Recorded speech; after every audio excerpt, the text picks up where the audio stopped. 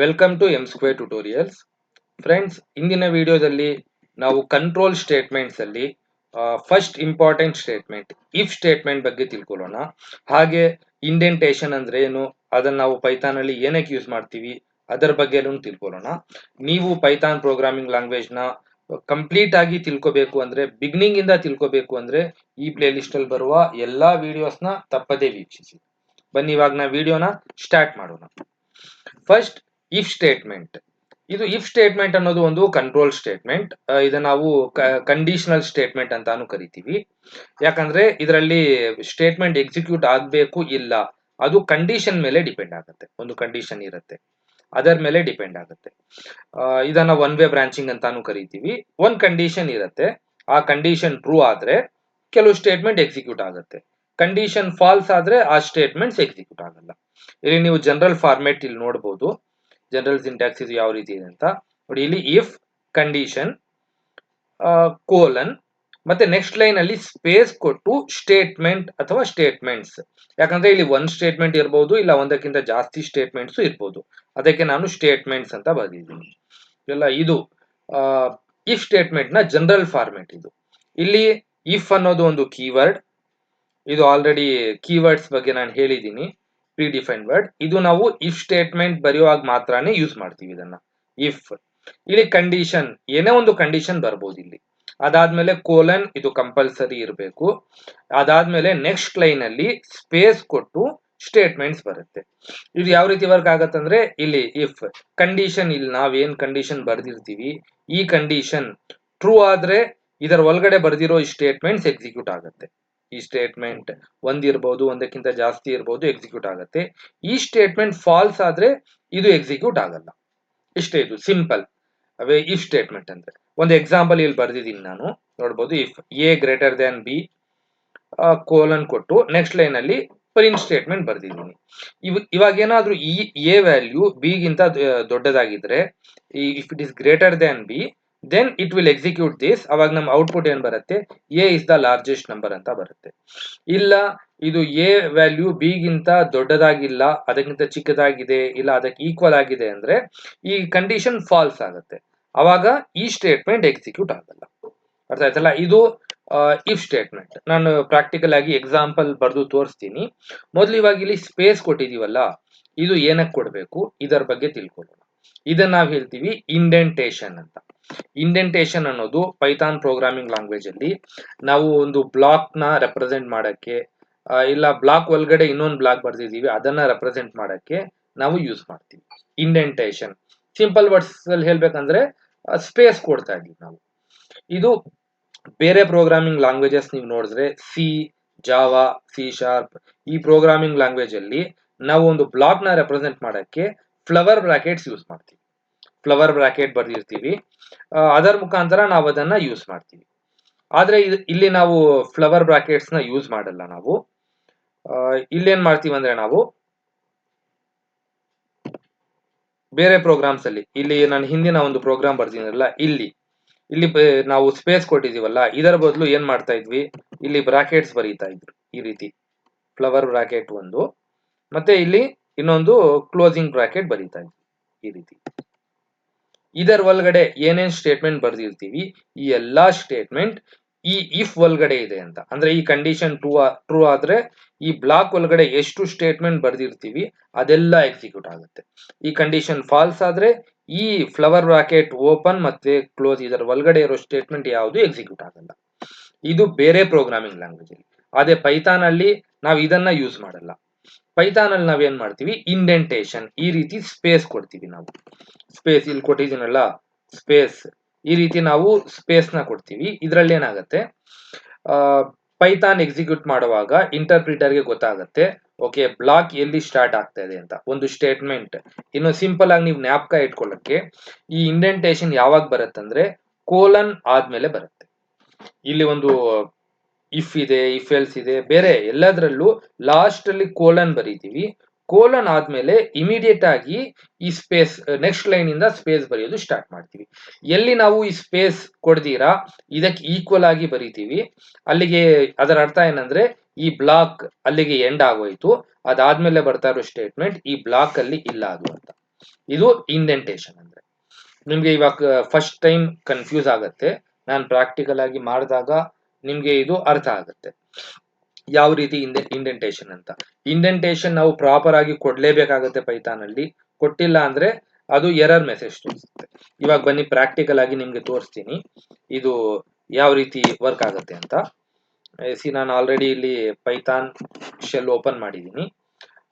ನಾವು open new file, ಒಂದು ಹೊಸ ಫೈಲ್ ಓಪನ್ ಮಾಡಿ, ಸೇಮ್ ಒಂದು ಸಿಂಪಲ್ ಪ್ರೋಗ್ರಾಮ್, ಎರಡು ನಂಬರ್ಸ್ ತಗೊಂಡು ನಾವು a is equal to 10, b is equal to 5. if statement ನಾನು ಎಕ್ಸ್ಪ್ಲೇನ್ ಮಾಡ್ತೀನಿ. a greater than b colon print a is the largest number.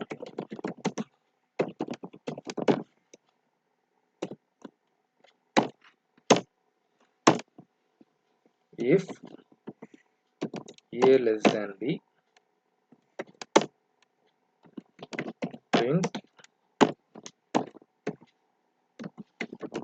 b is the largest number. ಇದೊಂದು simple program. ಇಲ್ಲಿ ಎರಡು variable ತಗೊಂಡಿದೀವಿ, a value 10, b value 5.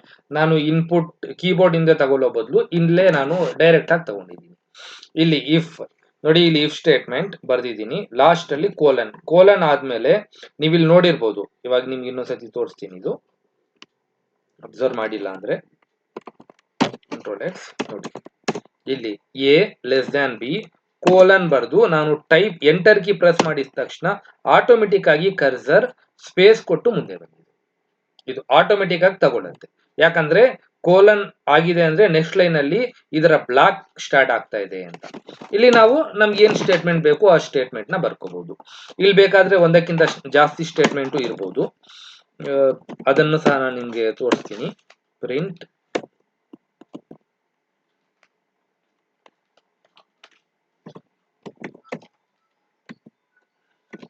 finding largest number. ನೋಡಿ, ಇವಾಗ ಈ first if statement ಒಳಗಡೆ ನಾನು ಎರಡು ಸ್ಟೇಟ್ಮೆಂಟ್ ಬರ್ದಿದ್ದೀನಿ. ಇದನ್ನ ಮೊದಲು ಸೇವ್ ಮಾಡಿಬಿಡೋಣ ನಾವು. ಡಾಕ್ಯುಮೆಂಟ್ಸ್ ಡೆಸ್ಕ್ಟಾಪ್ ಅಲ್ಲಿ ನಾನು ಲ್ಯಾಬ್ ಪ್ರೋಗ್ರಾಮ್ ಇಲ್ಲೇ ನಾನು ಇದ ಫೈಲ್ ನ ಸೇವ್ ಮಾಡ್ತೀನಿ. ಫಾರ್ ಎಕ್ಸಾಂಪಲ್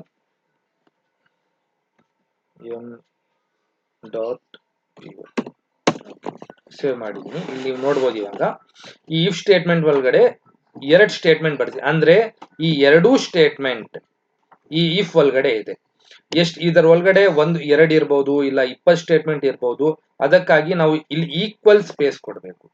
ನಾರ್ಮಲ್ ಆಗಿ ನಾವು 4 ಸ್ಪೇಸಸ್ ಕೊಡ್ತೀವಿ, ಇಲ್ಲ ಅಂದ್ರೆ ಟ್ಯಾಬ್ ಕೀ ಯೂಸ್ ಮಾಡ್ತೀವಿ. ಫಾರ್ ಎಕ್ಸಾಂಪಲ್ ಇಲ್ಲಿ ನಾನು ಟೈಪ್ ಮಾಡಿ ಇಲ್ಲಿ ಇನ್ನೊಂದು ಬರಿಬೇಕಾಗಿತ್ತು, ಬ್ಯಾಕ್ ಕೊಟ್ಟೋದೆ. ಇಲ್ಲಿ ಕರ್ಸರ್ ನೋಡಿ ಇಲ್ಲಿ ಬಂದ್ಬಿಟ್ಟಿದೆ.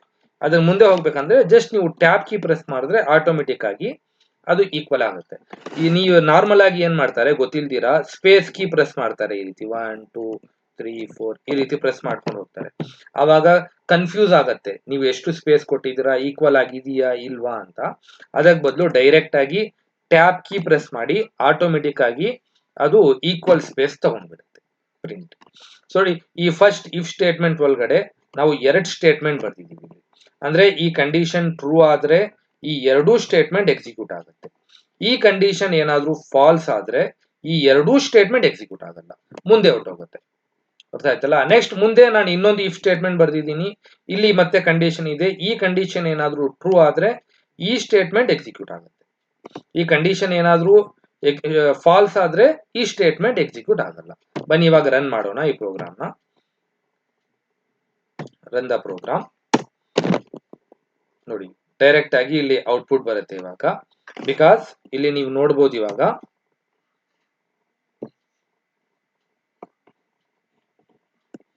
ಇದನ್ನ ನಾನು ಒಂದೇ ಇದರಲ್ಲಿ ತೋರಿಸ್ತೀನಿ ನಿಮಗೆ ಈಸಿಯಾಗಿ ಗೊತ್ತಾಗ್ಲಿ ಅಂತ. ನೋಡಿ, ಎ ವ್ಯಾಲ್ಯೂ 10 ಇದೆ, ಬಿ ವ್ಯಾಲ್ಯೂ 5 ಇದೆ. If A greater than B, ಈ ಕಂಡೀಷನ್ ಏನಾಗುತ್ತೆ, ಎ ಅಂದ್ರೆ 10, ಬಿ ಅಂದ್ರೆ 5.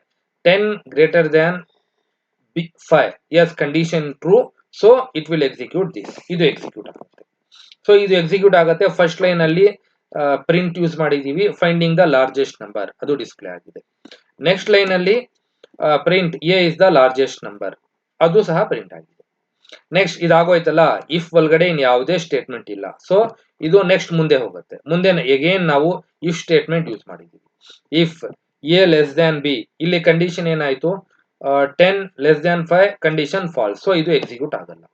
ನಿಮ್ಗೆ ಇಲ್ಲಿ ಏನಾದ್ರು ಕನ್ಫ್ಯೂಸ್ ಆಗ್ತಾ ಇದ್ರೆ ನಾನು ಇನ್ನೊಂದು ಎಕ್ಸ್ಪ್ಲನೇಷನ್ ಇಲ್ಲಿ ಬರೆದು ತೋರಿಸ್ತೀನಿ ನಿಮ್ಗೆ.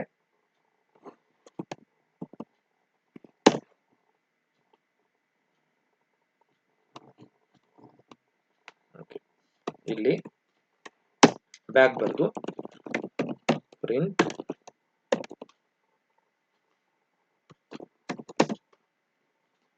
If example completed. ನೋಡಿ, ಇವಾಗ ಇನ್ನೊಂದ್ಸತಿ ಇದನ್ನ ನಾನು ರನ್ ಮಾಡ್ತೀನಿ, ಅವಾಗ ನೀವು ಇಲ್ಲಿ ಔಟ್ಪುಟ್ ನೋಡ್ಬೋದು ಯಾವ ರೀತಿ ಬರ್ತಾ ಇದೆ ಅಂತ. ನೋಡಿ, first it will check this condition, ಈ ಕಂಡೀಷನ್ ಎರಡು ಇದು ಟ್ರೂ ಆಯ್ತು, it will execute this.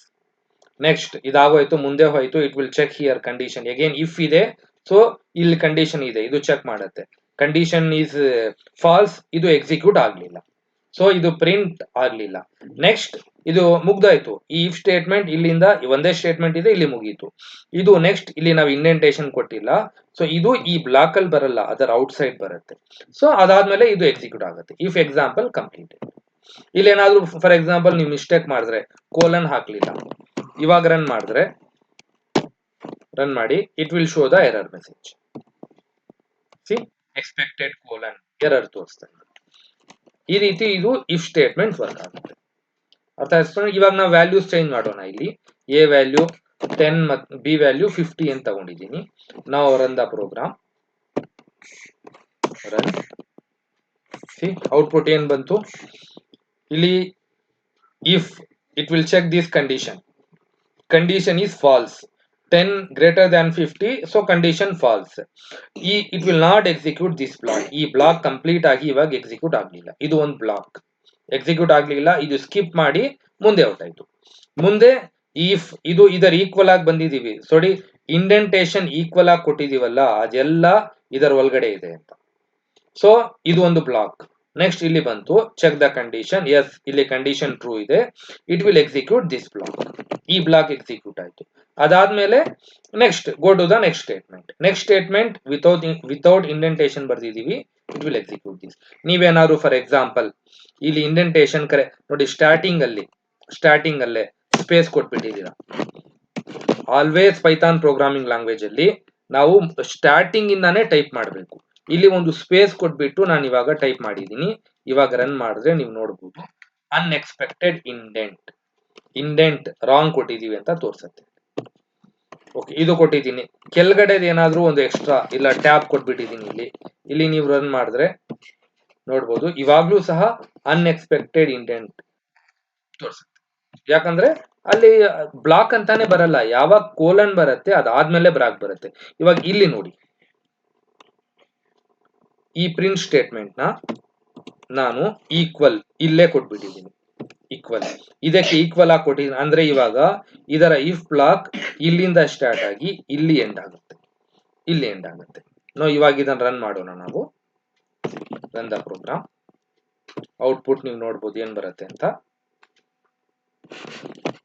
If example completed. ಯಾಕಂದ್ರೆ ಇದು ಈ ಬ್ಲಾಕ್ ಒಳಗಡೆನೆ ಇದೆ, ಸೊ ನಾನು ವ್ಯಾಲ್ಯೂ ಚೇಂಜ್ ಮಾಡ್ತೀನಿ. ಇವಾಗ ಚೇಂಜ್ ಮಾಡಿದ್ಮೇಲೆ ನೋಡಿ, ಹಿಂದಿನ ಪ್ರೋಗ್ರಾಮ್ ಅಲ್ಲಿ ನೀವು ನೋಡ್ಬೋದು, ಇಲ್ಲಿ ಇವೆರಡು ಮತ್ತೆ ಇದು ಎಕ್ಸಿಕ್ಯೂಟ್ ಆಗಿತ್ತು. ಯಾಕಂದ್ರೆ ಔಟ್ ಆಫ್ ದ ಇದು ಇಫ್ ಎಕ್ಸಾಂಪಲ್ ಕಂಪ್ಲೀಟೆಡ್ ಹೊರಗಡೆ ಇತ್ತು. ಇವಾಗ ನೋಡೋಣ ನಾವು, ಇದು ನಾನು ಕ್ಲೋಸ್ ಮಾಡ್ತೀನಿ, ಇಲ್ಲಾಂದ್ರೆ ಸರಿಯಾಗಿ ಕಾಣಿಸಲ್ಲ ನಿಮ್ಗೆ. Run the program. ಬರೀ ಎರಡೇ ಸ್ಟೇಟ್ಮೆಂಟ್ ಬರುತ್ತೆ. This statement print if example completed ಇದು ಎಕ್ಸಿಕ್ಯೂಟ್ ಆಗ್ಲಿಲ್ಲ, ಯಾಕಂದ್ರೆ ನಾವು ಇಂಡೆಂಟೇಶನ್ ಕೊಟ್ಟಿದ್ದೀವಿ, ಸೊ ಇದರ ಒಳಗಡೆ ಇದೆ. ಸೊ ಇದು ಒಂದು ಬ್ಲಾಕ್ ಆಗೋದು. ಅರ್ಥ ಆಯ್ತಲ್ಲ ಫ್ರೆಂಡ್ಸ್? ಇದು ಯಾವ ರೀತಿ ಇಫ್ ಸ್ಟೇಟ್ಮೆಂಟ್ ವರ್ಕ್ ಆಗುತ್ತೆ ಇಂಡೆಂಟೇಶನ್ ಯಾವ ರೀತಿ ವರ್ಕ್ ಆಗುತ್ತೆ. ಇಂಡೆಂಟೇಶನ್ ಎಲ್ಲಾ ಕಂಟ್ರೋಲ್ ಸ್ಟೇಟ್ಮೆಂಟ್ಸ್ ಅಲ್ಲೂ ಬರುತ್ತೆ ಕಂಪಲ್ಸರಿ. ಕಂಟ್ರೋಲ್ ಸ್ಟೇಟ್ಮೆಂಟ್ಸ್ ಇಂಡೆಂಟೇಶನ್ ಇಂದಾನೆ ನಾವು ಬ್ಲಾಕ್ ರೆಪ್ರೆಸೆಂಟ್ ಮಾಡೋದು. ಸೊ ಇದನ್ನ ಜ್ಞಾಪಕ ಇಟ್ಕೊಳ್ಳಿ. ಸ್ಟಾರ್ಟಿಂಗ್ ಅಲ್ಲಿ ನಿಮ್ಗೆ ಕನ್ಫ್ಯೂಸ್ ಆಗ್ಬಹುದು. ಒಂದು ಎಕ್ಸಾಂಪಲ್ ತಗೊಳ್ಳಿ, ಒಂದು ಹೋಮ್ ವರ್ಕ್. ಒಂದು ಕೆಲಸ ಮಾಡ್ತೀನಿ, ನಾನೇ ಇನ್ನೊಂದು ಎಕ್ಸಾಂಪಲ್ ನಿಮ್ಗೆ ಇಲ್ಲಿ ಎಕ್ಸ್ಪ್ಲೇನ್ ಮಾಡಿ ತೋರಿಸ್ತೀನಿ. ಲೆಟ್ಸ್ ಇದೊಂದು ಪ್ರೋಗ್ರಾಮ್ ಆಯ್ತಲ್ಲ, ಇನ್ನೊಂದು ಪ್ರೋಗ್ರಾಮ್ ಎರಡು ಯಾವ್ದಾದ್ರು ಒಂದು ಏಜ್ ನ ನಾವು ಕಂಪೇರ್ ಮಾಡೋದು. ಅವರು ಎಲಿಜಿಬಲ್ ಆಗಿದಾರಾ ಇಲ್ವಾ ವೋಟ್ ಮಾಡಕ್ಕೆ, ಅದನ್ನ ಚೆಕ್ ಮಾಡೋಣ. For example I will take age is equal to 10 if age greater than 18 greater than or equal to 18 colon print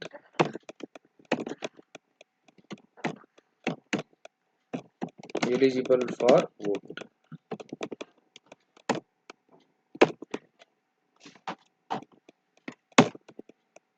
If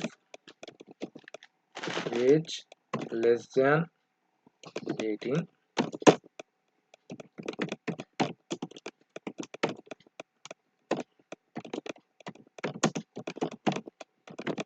not eligible for vote.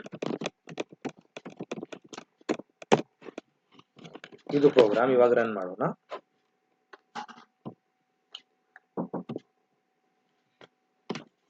ನಾವು ಏಜ್ ಇಲ್ಲಿ 10 ಕೊಟ್ಟಿದೀವಿ, ಚೆಕ್ ಮಾಡತ್ತೆ. 18 ಗಿಂತ ದೊಡ್ಡದಾಗಿದ್ರೆ ಈಸ್ ಎಲಿಜಿಬಲ್ ಫಾರ್ ವೋಟ್, ಅದು display ಆಗುತ್ತೆ. ಇಲ್ಲ ಅಂದ್ರೆ ಇಲ್ಲ, not eligible because 10 less than 18. So instead of that I will make this 20. Run this program. ನೋಡ್ಬೋದು ಎಲಿಜಿಬಲ್ ಫಾರ್ ವೋಟ್. ಅರ್ಥ ಆಯ್ತಲ್ಲ ಇದು ಇಫ್ ಯಾವ ರೀತಿ ವರ್ಕ್ ಆಗುತ್ತೆ ಅಂತ. ನೀವೊಂದು ಕೆಲಸ ಮಾಡಿ, ಒಂದು ಎಕ್ಸಾಂಪಲ್ ಪ್ರೋಗ್ರಾಮ್ ತಗೊಳ್ಳಿ. ಒಬ್ಬ ಸ್ಟೂಡೆಂಟ್ ಮಾರ್ಕ್ಸ್ ತಗೊಂಡು, ಮಾರ್ಕ್ಸ್ ಇಲ್ಲ ಪರ್ಸೆಂಟೇಜ್ ತಗೊಂಡು ಅವ್ನು ಪಾಸ್ ಆಗಿದಾನ ಫೇಲ್ ಆಗಿದಾನ. ಪಾಸ್ ಯಾವಾಗ ಆಗ್ತಾನೆ, ಅವನು ಈ score greater than or equal to 35 ಗಿಂತ ಜಾಸ್ತಿ ಬಂದಿದ್ರೆ ಪಾಸ್, ಅದಕ್ಕಿಂತ ಕಡಿಮೆ ಇದ್ರೆ ಫೇಲ್. ಅದನ್ನ ಒಂದು ಪ್ರೋಗ್ರಾಮ್ ಬರೀರಿ, ನೀವೇ ಪ್ರಾಕ್ಟೀಸ್ ಮಾಡಿ ಆ ಪ್ರೋಗ್ರಾಮ್ನ. ಅವಾಗ ನಿಮ್ಗೆ ಈಸಿಯಾಗಿ ಅರ್ಥ ಆಗತ್ತೆ ಇದು ಯಾವ ರೀತಿ ವರ್ಕ್ ಆಗತ್ತೆ ಅಂತ. ಅರ್ಥ ಆಯ್ತಲ್ಲ ಫ್ರೆಂಡ್ಸ್, ಇದು ಇಫ್ ಸ್ಟೇಟ್ಮೆಂಟ್ ಮತ್ತೆ ಇಂಡೆಂಟೇಶನ್ ಬಗ್ಗೆ. ಇದರಲ್ಲಿ ನಿಮ್ಗೆ ಏನಾದರೂ ಡೌಟ್ ಇದ್ರೆ ಪ್ಲೀಸ್ ಕಮೆಂಟ್ ಅಲ್ಲಿ ತಿಳಿಸಿ. ಈ ವಿಡಿಯೋ ನಿಮ್ಗೆ ಇಷ್ಟವಾದ್ರೆ ಇದನ್ನ ಲೈಕ್ ಮಾಡಿ, ಶೇರ್ ಮಾಡಿ, ಹಾಗೂ ಈ ಚಾನೆಲ್ನ ಪ್ಲೀಸ್ ಸಬ್ಸ್ಕ್ರೈಬ್ ಮಾಡಿ. Thank you.